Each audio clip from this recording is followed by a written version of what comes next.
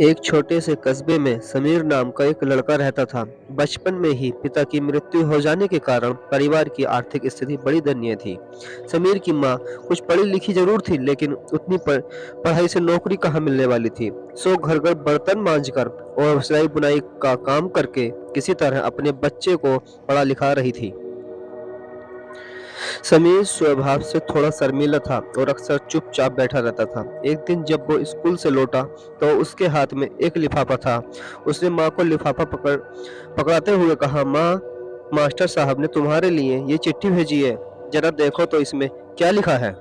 माँ ने मन ही मन चिट्ठी पढ़ी और मुस्कुराकर बोली, बेटा, इसमें लिखा है कि आपका बेटा काफ़ी होशियार है। इस स्कूल के बाकी बच्चों की तुलना में इसका दिमाग बहुत तेज है और हमारे पास इसे पढ़ाने के लायक शिक्षक नहीं है, इसलिए कल से आप इसे किसी और स्कूल में भेजें। यह बात सुनकर समीर को स्कूल न जाने का दुख तो हुआ, पर साथ ही उसका मन आत्मविश्वास से भर गया कि वो कुछ खास है और उसकी बुद्धि तीव्र है। माँ ने उसका दाखिला एक अन्य स्कूल में करा दिया। समय बीतने लगा। समीर ने खूब मेहनत से पढ़ाई की। आगे चलकर उसने सिविल सर्विस सर्विस परीक्षा की पास की और आईएएस ऑफिसर बन गया। समीर की माँ अब बूढ़ी हो चुकी थी और कई दिनों से बीमार भी चल रही थी, और एक दिन अचानक उसकी मृत्यु हो गई। समीर के लिए यह बहुत बड़ा आघात था। वह बिखल बिखल कर रो पड़ा। उसे समझ नहीं आ रहा था कि अब वह अपनी माँ के बिना वो कैसे जिएगा। रोते रोते ही उसने माँ की पुरानी अलमारी खोली और हाथ में उनकी माला, चश्मा और अन्य वस्तुएं लेकर चूमने लगा।